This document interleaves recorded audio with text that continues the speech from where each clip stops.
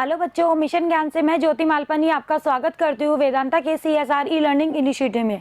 देखिए बच्चों, जो लास्ट वीडियो थी उसमें हम लोग इलेक्ट्रिक फील्ड लाइंस यानी कि विद्युत बल रेखाओं के बारे में पढ़ रहे थे। ठीक है, अब देखिए हमने विद्युत बल रेखाओं के बारे में पढ़ा, उसकी हमने बहुत सारी प्रॉपर्टी के बारे में स्टडी किया।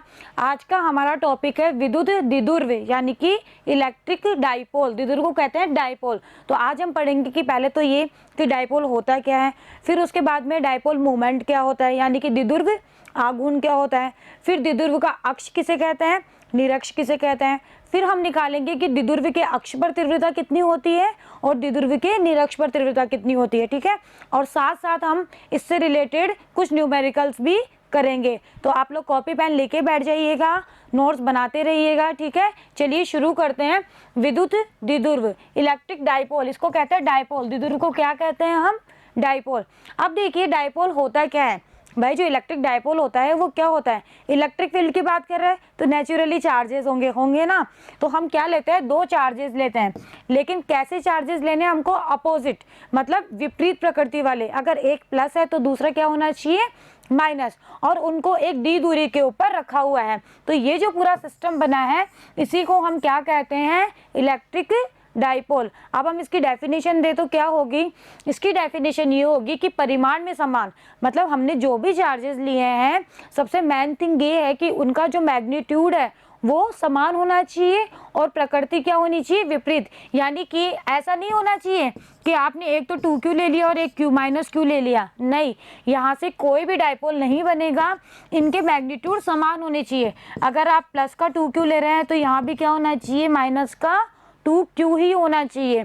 यानी कि मैग्नीट्यूड समान होनी चाहिए और प्रकृति कैसी होनी चाहिए, विपरीत। अब विपरीत प्रकृति तो आप समझिए कि एक प्लस और एक माइनस। और दूसरी कंडीशन इसकी ये होती है कि ये जो दोनों हमने समान परिमाण और विपरीत प्रकृति के जो दोनों चार्जेस लिए हैं इनके बीच की जो दूरी होती है ना वो बहुत कम होनी चाहिए, अत्यल्प होनी चाहिए, यानी कि बहुत कम होनी चाहिए। तो इस तरह बना हुआ जो सिस्टम होता है वो क्या कहलाता है, इलेक्ट्रिक डाइपोल कहलाता है। अब डेफिनेशन देना आसान हो गया, हमें समझ में आ गया कि डाइपोल क्या होता है। तो चलिए डेफिनेशन देते हैं।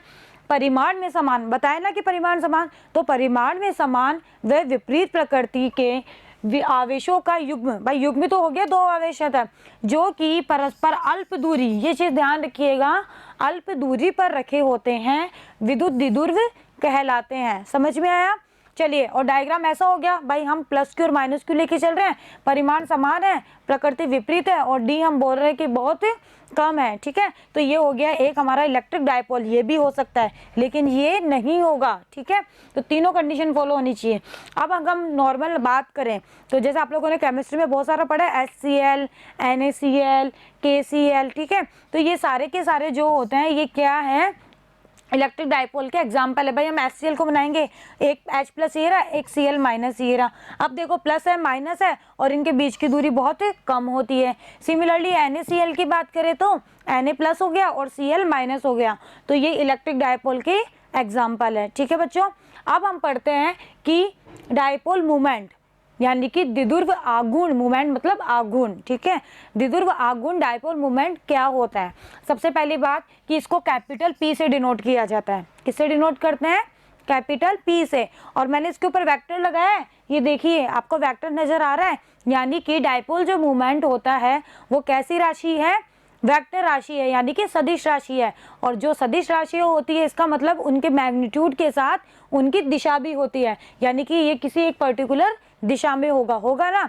ठीक है, चलिए अब पहले ये समझते हैं कि आखिर डाइपोल मूवमेंट होता क्या है। तो डाइपोल मूवमेंट का फॉर्मूला होता है P = Q × D। ठीक है, P = Q × D। अब देखिए Q क्या है, Q है आवेश का परिमाण। भाई हमने जो आवेश लिया है उसका परिमाण, आपको साइन यूज नहीं करना है, ओनली उसका परिमाण। और D होता है आवेशों के मध्य की दूरी, आवेशों के मध्य की दूरी यानी कि विस्थापन हो गया एक तरह से। ठीक है, तो P = आ गया Q × D। अब देखिए ये एक विस्थापन है D, तो विस्थापन आपको पता है कि एक सदिश राशि है।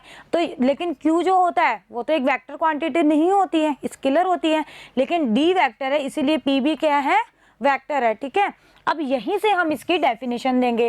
भाई फॉर्मूला पता है तो डेफिनेशन देना आसान, और फॉर्मूला तो हमें याद होना भी चाहिए, क्यों? क्योंकि हम जब न्यूमेरिकल करते हैं तो फॉर्मूला तो पता होना ही चाहिए ना। चलिए डेफिनेशन दीजिए पी की। द्विध्रुव आघूर्ण की क्या होगा? द्विध्रुव पर उपस्थित, भाई हम द्विध्रुव आघूर्ण की बात कर रहे हैं तो डेफिनेटली द्विध्रुवी तो होगा। तो द्विध्रुव पर उपस्थित किसी भी आवेश का परिमाण, अभी भी मैंने बताया कि द्विध्रुव में 2 चार्जेस होते हैं, ठीक है, और दोनों का परिमाण समान होता है, तो आप किसी भी एक का परिमाण ले लीजिए, ठीक है। तो द्विध्रुव पर उपस्थित किसी आवेश का परिमाण वह दोनों आवेशों के मध्य की दूरी, ठीक है, ये मध्य की दूरी का गुणनफल क्या कहलाता है? द्विध्रुव आघूर्ण कहलाता है, ठीक है। तो आप लोगों को डेफिनेशन समझ में आई। जहां डी क्या है? दोनों आवेशों के मध्य की दूरी, क्यू क्या है? किसी भी एक आवेश का परिमाण, और पी क्या है? द्विध्रुव आघूर्ण, इसको कैपिटल पी से लिखते हैं। अब मात्रक की बात करते हैं। भाई हम सबके मात्रक निकालेंगे, फिर हम क्या निकालेंगे? डायमेंशन निकालेंगे, हमारा यही तो है, हम यही तो करते आ रहे हैं। चलिए मात्रक बताइए, क्यू का मात्रक क्या होता है? क्यू आवेश होता है, इसका मात्रक होता है कूलाम। और डी विस्थापन, विस्थापन का मात्रक क्या होता है? भाई विस्थापन है तो दूरी ही, तो क्या हो जाएगा? मीटर। तो कूलाम इंटू मीटर। अब देखो कूलाम को कैपिटल सी लिखना है और मीटर को स्मॉल एम। कुछ बच्चे हैं ना इसको ऐसे लिख देते हैं। अब बताइए ये क्या है? ये तो सेंटीमीटर बन गया ना। तो थोड़ा सा लिखने में आप लोग सावधानी बरतिएगा। क्यों? क्योंकि आपकी जरा सी लापरवाही, मीनिंग ही चेंज हो जाता है फिजिक्स में। जरा सी लापरवाही हुई नहीं कि जो भी क्वांटिटी हमने ली उसका मीनिंग ही चेंज हो गया। अगर आपने ये लिख दिया तो ये गलत हो गया, ये सब सेंटीमीटर पड़ेंगे। आपको इसको सी और एम या तो ऐसे लिखिए, और ज़्यादा बेटर है सी इंटू एम लिख दीजिए, कूलाम इंटू मीटर, ठीक है। तो आप थोड़ा सा यहाँ पर ध्यान रखिएगा। तो मात्रक हो गया, फॉर्मूला हो गया। चलिए अब आगे बात करते हैं। अब हम बात करते हैं इसकी डायमेंशन की। भाई डायमेंशन भी तो निकालेंगे, ठीक है। चलिए डायमेंशन पी का फॉर्मूला क्या है? P equals to Q into D. यानी कि P की अगर आपको डायमेंशन निकालनी है तो आपको क्या करना पड़ेगा? आपको Q की डायमेंशन चाहिए और D की। D क्या है? विस्थापन। तो विस्थापन तो ऑलरेडी लंबाई में मेजर करते हैं हम, दूरी में, तो ये तो एक L हो जाएगी इसकी, तो क्योंकि फंडामेंटल क्वांटिटीज में आ जाएगी तो L हो गई। अब Q की विमा लास्ट वीडियोस में हमने खूब डिस्कस किया है। Q इक्वल्स टू होता है आई टी से आई की ये आई है, आई का मतलब एम्पियर और टी का मतलब समय, तो टी और A1, और डी की विमा हो गई L1। ये सारी विमा यहाँ रख दी। अब बताया था कि डायमेंशन निकालते तो MLT के रूप में लिखते हैं। M यहाँ पर है नहीं इसलिए M की पावर लगा दी हमने 0, फिर आ गया L, फिर आ गया T और फिर आ गया A। तो डायमेंशन निकालना भी आसान है, ठीक है। मैं बार बार कह रही हूँ कि आपको डायमेंशंस रटने नहीं है, निकालने आने चाहिए। चलिए दूसरा, द्विध्रुव आघूर्ण एक सदिश राशि होती है। ये मैंने आपको बता ही दिया कि एक वेक्टर क्वांटिटी होती है, ठीक है। अब यहाँ विस्थापन डी, जो हमने अत्यल्प पे दूरी गई है वेक्टर से विस्थापन है, तो विस्थापन जो डी है उसकी जो दिशा होती है ना द्विध्रुव आघूर्ण में, वो नेगेटिव टू पॉजिटिव होती है। क्या होती है? नेगेटिव से पॉजिटिव की ओर होती है। जो ये हमने डी लिया है ना भाई, ये 2 चार्जेस हैं और इनके बीच की जो दूरी है डी, इस डी की जो डायरेक्शन होती है वो नेगेटिव टू पॉजिटिव होती है। अब जब डी की डायरेक्शन नेगेटिव टू पॉजिटिव है तो पी इक्वल्स टू क्या है? Q into D. तो जो डी की होगी वही पी की होगी। भाई यहाँ कोई माइनस साइन तो है नहीं, तो जो डी की है वही क्या है? पी की है। तो बताइए द्विध्रुव आघूर्ण की डायरेक्शन भी क्या होगी? Negative to positive. बहुत इंपॉर्टेंट है, आपको याद रखना है। क्यों? क्योंकि एग्जाम में जब क्वेश्चन आता है तो आपको डायरेक्शंस वगैरह देखनी होती है। तो आप याद रखिएगा कि द्विध्रुव आघूर्ण की जो दिशा होती है वो कहाँ से कहाँ होती है? हमेशा नेगेटिव चार्जेस से positive charge. Positive to negative मत कर दीजिएगा, नेगेटिव टू पॉजिटिव, ठीक है। ये वाली डायरेक्शन होती है पी की। भाई ये नेगेटिव अगर आप इधर ले रहे हो और सपोज आपने नेगेटिव ले लिया इधर, तो डायरेक्शन क्या हो जाएगी आपके बार? ये वाली। तो थोड़ा सा ये ध्यान रखिएगा कि आप नेगेटिव चार्जेस को किधर ले रहे हैं, ठीक है। तो नेगेटिव टू पॉजिटिव हमें डायरेक्शन करनी है, ठीक है बच्चों। आपको समझ में आया? नोट्स आप लोग साथ साथ बनाते रहिएगा। अगर आपको वीडियो में कहीं कोई प्रॉब्लम आ रही है, कोई टॉपिक है जो आपको समझ में नहीं आ रहा है, तो आप वीडियो को दोबारा देखिएगा। और देखिए कुछ चीज़ें ऐसी होती है जो हम एक्स्ट्रा बताते हैं। स्लाइड में वैसे नॉर्मली हर चीज़ लिखी होती है, लेकिन कुछ चीज़ें हम समझाने के लिए एक्स्ट्रा भी आप लोगों को बताते हैं। तो अगर आपको उसमें भी कुछ इंपॉर्टेंट लगे और आप लोगों को लगे कि हाँ ये मुझे लिखना चाहिए इन फ्यूचर के लिए, ठीक है, तो आप लोग उसे भी अपनी लैंग्वेज में लिख लीजिए कीजिए, ठीक है। वीडियो पॉज करके वहाँ उसको नोट डाउन कर लीजिएगा। चलिए आगे बढ़ते हैं। अब देखिए हमने विद्युत द्विध्रुव पढ़ लिया, डायपोल पढ़ लिया, डायपोल मूवमेंट भी पढ़ लिया। अब एक और होता है बिंदु द्विध्रुव।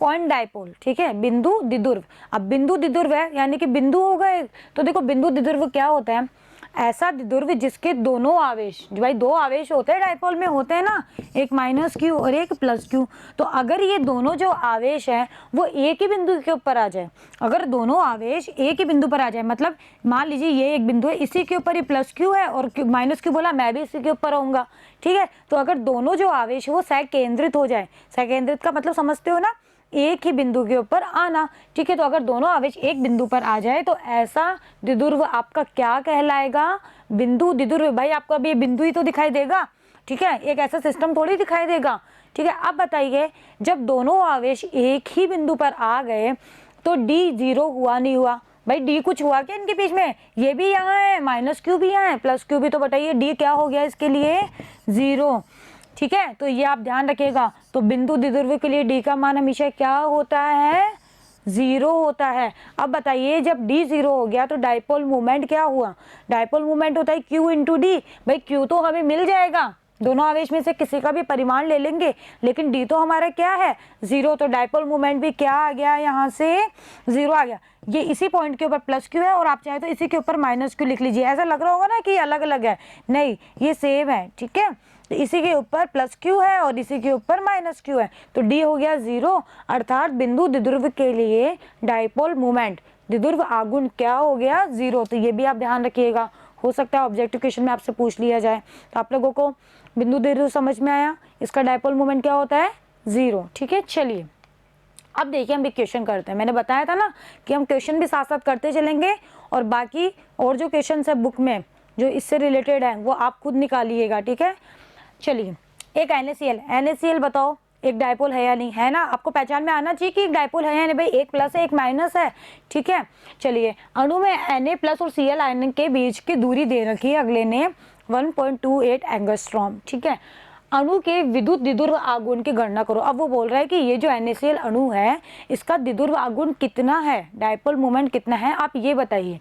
चलिए द्विध्रुव आघूर्ण क्या होता है, P = Q इंटू डी होता है, भाई हमें तो परिमाण निकालना है इसलिए मैंने भी डायरेक्शन नहीं लगाई है, अगर वो डायरेक्शन भी पूछता है तो आप डायरेक्शन के फॉर्म में भी ऐसे लिख सकते हो, ठीक है। परिमाण की बात कर रहे हैं, क्यू जो होता है Na प्लस, ठीक है, तो क्यू हमें पता होना चाहिए, भाई Na प्लस है एक है तो एक का चार्ज कितना होता है 1.6 इंटू 10⁻⁻19 कूलम, ये हमें पता होना चाहिए कि इलेक्ट्रॉन का आवेश इतना होता है 1.6 इंटू 10⁻⁻19 कूलम, ठीक है। डी अगले ने दे रखी है 1.28 एंगस्ट्रॉम, अब ये तो कूलम में है और ये एंगस्ट्रॉम में, तो वही जो हम हमेशा करते हैं, क्या पहले आप सारी क्वांटिटीज को एक ही पद्धति में लाइए, तो अगर ये एसआई में है तो इसको भी एसआई में बदलेंगे, और हमें पता है कि एक एंगस्ट्रॉम जो होता है उसमें 10⁻⁻10 मीटर होते हैं, तो आसानी से बदल गया, इसको 10⁻⁻10 से हमने क्या कर दिया, मल्टीप्लाई कर दिया, ठीक है। तो हमारे पास P आ गया Q इंटू डी और यूनिट क्या होगी, कूलम इंटू मीटर, ये कैपिटल C है, ठीक है, हो सकता है आपको यहाँ स्मॉल दिख रहा हो लेकिन कैपिटल C ही आपको लिखना है। चलिए ये भी कैपिटल C है, अब इसको आप गुणा करेंगे तो आप यहाँ तक पहुँच जाएंगे, फिर आप इसको सॉल्व कर लीजिए, तो सॉल्व करने के बाद में आपके पास फाइनल जो रिजल्ट आएगा वो आएगा 2.048 इंटू 10⁻⁻29 कूलम इंटू मीटर। देखो फिजिक्स में अगर कभी भी कोई भी न्यूमेरिकल आता है, अगर आपने उसकी यूनिट नहीं लिखी है तो आपका आधा नंबर तो वहीं कट जाता है, क्योंकि बिना यूनिट के हमें पता ही नहीं चल पाएगा कि हमने निकाला गया है ना, ये तो यूनिट तो आपको सबकी लिखनी ही है, ठीक है। और कोई डेरिवेशन भी आता है उसमें भी आप कोई चीज़ लिखते हो तो आपको यूनिट डायमेंशन सब कुछ निकालना है उसमें, ठीक है। कभी कभी छोटे क्वेश्चंस में भी पूछ लेता है और बड़े क्वेश्चन में पूछता है, जब तो आपको सारी चीज़ें निकालनी ही है। और देखो जो ये डेरिवेशंस मैं आपको यहाँ करवा रही हूँ, आपके बुक में जो पीछे जो निबंधात्मक क्वेश्चन आते हैं ना, बड़े क्वेश्चन, वो डायरेक्टली डेरिवेशन से पूछते हैं, तो वहाँ हम उन क्वेश्चन को वापस रिपीट नहीं करेंगे क्योंकि इन डेरिवेशन में आपको उनके आंसर मिल जाएंगे। तो आप उन क्वेश्चंस देख लेना कि क्वेश्चन किस तरीके से आ रहा है और फिर डेरिवेशन में उस चीज़ को देख लेना, ठीक है। वो डायरेक्ट पूछता है कि किसी द्विध्रुव के कारण डायपोल मोमेंट कितना होता है, या द्विध्रुव के अक्ष पर तीव्रता की गणना कीजिए, द्विध्रुव के निरक्ष पर तीव्रता की गणना कीजिए, किसी बिंदुवत आवेश निकाय के कारण किसी बिंदु पर तीव्रता की गणना कीजिए, ऐसे ऐसे क्वेश्चन पूछेगा। तो ये डेरिवेशन से तो है जो एज ए क्वेश्चन है आपकी बुक के पीछे, तो आप लोग वहाँ से एक बार क्वेश्चन ज़रूर देख लेना कि किस तरह से क्वेश्चन पूछे जा रहे हैं, ठीक है। तो ये आ गया NaCl जो भी अणु था उसका डायपोल मोमेंट और कूलाम इनटू मीटर, ये सब कैपिटल सी ही है। ठीक है, ठीक है बच्चों। तो आज हम लोगों ने क्या स्टडी किया, हमने यह जाना कि पहले तो द्विध्रुव क्या होता है डायपोल, फिर द्विध्रुव आघूर्ण क्या होता है, फिर बिंदु द्विध्रुव क्या होता है, फिर हमने इनके मात्रक निकालना सीखा, इनकी डायमेंशन निकाली। ठीक है, और उसके बाद में हमने क्या किया, एक न्यूमेरिकल करा कि ऐसे इतने को कितना इजी न्यूमेरिकल है ना, ऐसे ही न्यूमेरिकल्स आते हैं, बस थोड़ा सा आपको पता होना चाहिए। जैसे इस क्वेश्चन में ये नहीं पता था ना हमें कि भाई क्यू कितना होगा, तो आपको पता होना चाहिए भाई Na प्लस है Cl माइनस, तो एक इलेक्ट्रॉन का चार्ज कितना होता है 1.6 इंटू 10⁻⁻19 कूलम। तो ये चीज़ें मैंने बताया ना, स्टैंडर्ड वैल्यूज़ है, तो ये तो आपको याद होनी ही चाहिए। ठीक है, हो सकता है अगला दे देता, नहीं दिया ना यहाँ, तो हमें पता होना चाहिए। ठीक है, तो बस, तो देखो कितने आसानी से निकल गया ना, बहुत इजी क्वेश्चंस आते हैं, बस थोड़ा सा उस चीज़ को वो घुमा देता है। वो ये जानना चाहता है कि आपको कितनी नॉलेज है, आपने कितना पढ़ा है। क्यों? क्योंकि देखो सारे बच्चे तो समझ के नहीं पढ़ते हैं, कुछ रटते भी हैं, और जो बच्चे रटते हैं ना फिर वो न्यूमेरिकल्स में अटक जाते हैं, अटकेंगे ही ना, क्योंकि उन्होंने रटा है, समझा नहीं है उस चीज़ को। और जो बच्चे समझ के चलता है ना, वो न्यूमेरिकल में समझ जाते हैं कि हमें क्या पूछा है और हमें क्या निकालना है। ठीक है, बाकी न्यूमेरिकल सच में बहुत आसान होते हैं, सिर्फ थोड़ा सा समझने की वाली बात है। तो बच्चों आज के लिए इतना ही। अब जो नेक्स्ट वीडियो है उसमें हम पढ़ेंगे, हमने द्विध्रुव पढ़ लिया है, अब हम द्विध्रुव का अक्ष क्या होता है, द्विध्रुव का निरक्ष क्या होता है, फिर हम उसके अक्ष पर किसी बिंदु पर तीव्रता की गणना करेंगे, फिर द्विध्रुव के निरक्ष पे चलेंगे, वही आर्टिकल करेंगे, अब की बार निरक्ष के लिए करेंगे। ठीक है, तो मिलते हैं नेक्स्ट वीडियो में नेक्स्ट टॉपिक के साथ, तब तक के लिए थैंक यू।